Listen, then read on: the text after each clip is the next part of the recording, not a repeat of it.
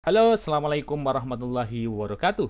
Selamat pagi, salam sejahtera untuk kita semuanya.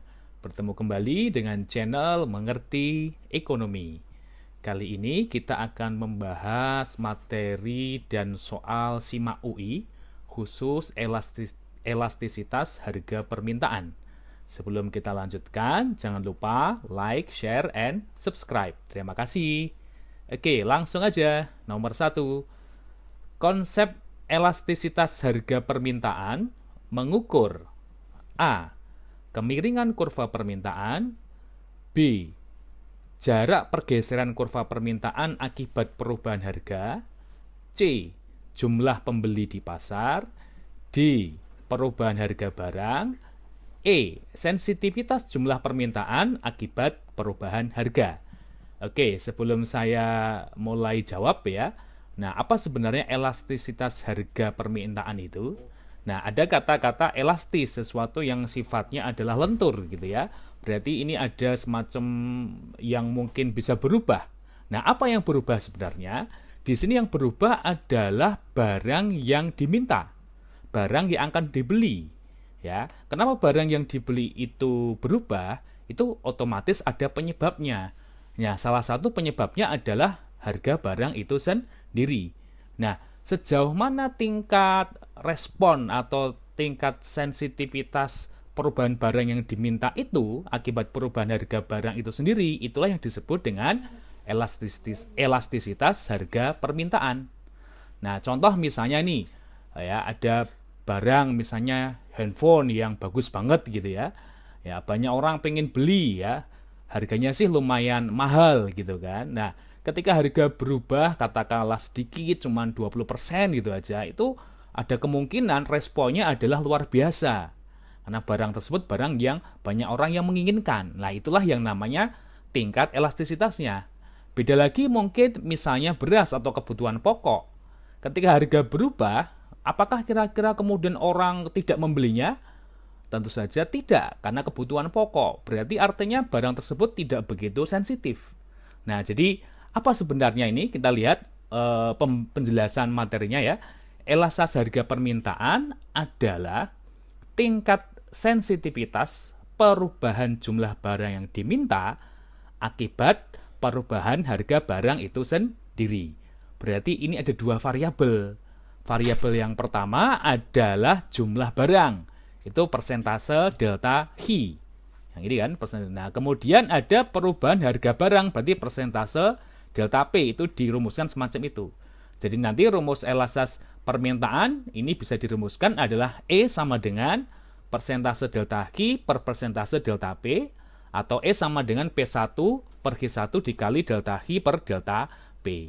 Oke, mari kita lihat jawaban di atas ya. Konsep elastisitas harga permintaan mengukur.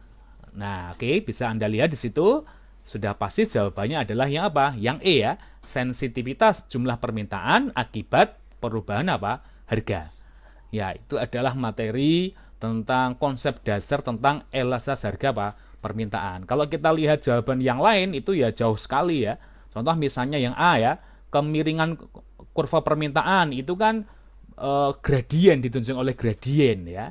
Jarak pergeseran kurva permintaan ini hubungannya sama faktor-faktor yang mempengaruhi permintaan kayak pendapatan, selera gitu kan. Jumlah pembeli di pasar tentu saja tidak ya. Perubahan harga barang juga tidak. Ini ada clue-nya, pokoknya kalau elastisitas harga permintaan adalah perubahan barang yang diminta akibat perubahan harga barang itu sendiri ya. Ingat, harus harga barang itu sendiri. Kalau nanti harga barang lain itu ada nama lainnya, elastisitas silang, yang nanti akan kita bahas sendiri di materi di lain waktu ya. Oke, kita lihat lagi contoh soal yang kedua, masih elastisitas harga permintaan. Kita lihat. Oke. Oke, kita lihat sini.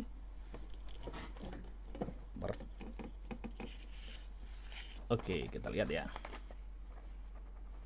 Oke, nomor di tahun 2018 ternyata ada lagi tuh. Ya, kita lihat.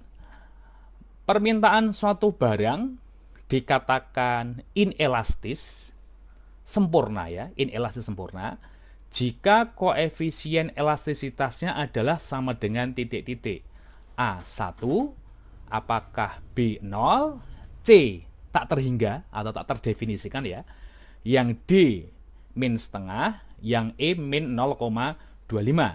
Oke, kita lihat. Tadi kita sudah bahas rumus elastisitas permintaan ya, E sama dengan persentase delta Q per persentase delta P, atau E sama dengan P1 per Q1 dikali delta Q per delta P. Nah, kita lihat pakai yang kiri ya. Nah, suatu elastisitas itu memiliki beberapa sifat ya. Nah, yang pertama adalah elastis. Itu nanti E-nya lebih besar 1.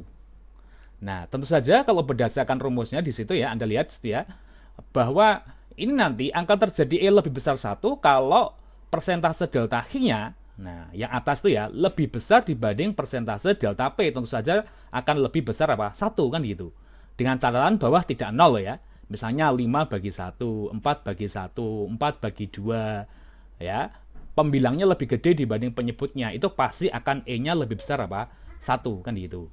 Nah, untuk kurvanya ini landai ya, kurvanya elastis. Ini adalah sudutnya sudut lebih dari 45 derajat ya.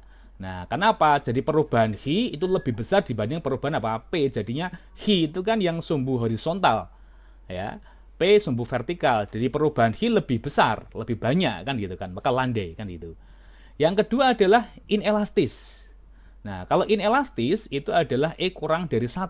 Tentu saja ini penyebutnya yang lebih besar. Persentase delta Q ya lebih kecil dibanding persentase apa? Delta P.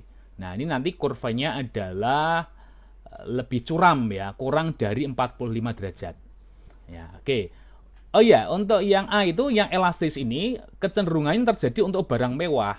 Ya, karena barang mewah tadi katakan bahwa ketika harga berubah sedikit gitu ya, ternyata responnya luar biasa. Barang yang ingin dibeli itu luar biasa. Ini kan berarti barang yang orang pengen kan gitu ya.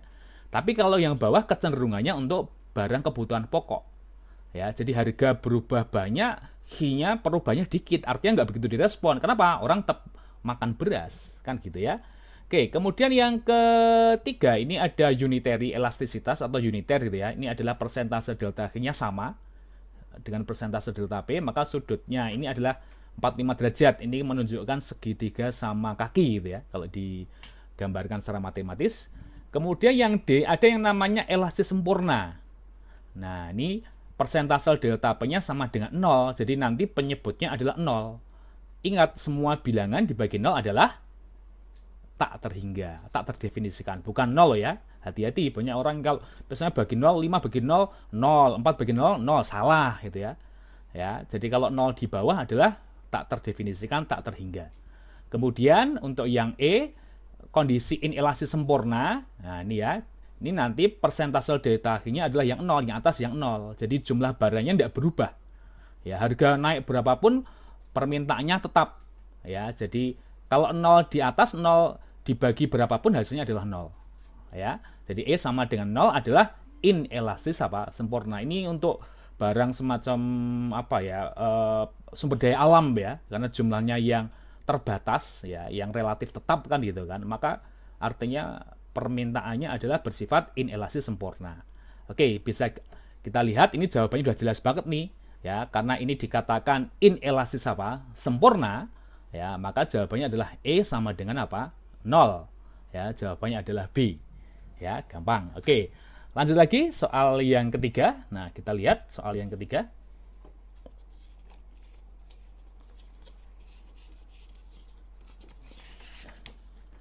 Oke, ini ada yang SIMA UI tahun 2016 ya. Jika harga beras naik dari 15.000 per kilo menjadi 20.000 per kilo, yang mengakibatkan jumlah beras yang diminta dari 200 ton menjadi 150 ton. Jadi ini harga barangnya naik, permintaannya turun ya. Nah, permintaan beras bersifat titik-titik. Apakah A inelastis sempurna, B inelastis, C elastis uniter, D elastis, E elastis sempurna. Oke, kita lihat jawabannya. Rumusnya adalah elastisitas permintaan ya, E sama dengan P1 per Q1 dikali delta Q per delta P. Ya, oke ya, P1-nya 15.000 ya, naik menjadi P2-nya 20.000. ya, jumlah barang atau beras yang diminta dari 200 ton turun jadi 150. Delta P selisihnya P 5.000, 20.000 kurangi 15.000, 5.000 ya. Delta H-nya adalah min 50, saya buat min dulu ya, meskipun nanti untuk elastisitas harga permintaan tidak mengenal kata negatif. Ya, karena ini kita bicara masalah rentang atau jarak ya. Ya, kalau jarak itu kan nggak mengenal kata negatif ya. Kalau secara matematis kan misalnya kalau ada diagram Kartesius itu ya, kalau ke kanan kan 1 ya, ke kiri min 1, tapi kalau jarak kan nggak mungkin dong meskipun ke kiri ngatakan min 1 kan nggak mungkin. Nah, min 1 meter ya, min 1 kilo kan nggak mungkin ya. Nah, oke, kita lihat di sini. Langsung aja, E sama dengan P1 per Q1 dikali delta Q per delta P. P1-nya 15.000, per Q1-nya adalah 200. Nah, ini ya, 200. Kemudian delta Q-nya adalah min 50, delta P-nya adalah 5.000. Saya coret ini, 03 sama 03. Ya, 01, 01, jadinya min 5 bagi 5 min 1. Ya, jadinya 15 per 20. Min 3 per 4, E-nya sama dengan min 0,75.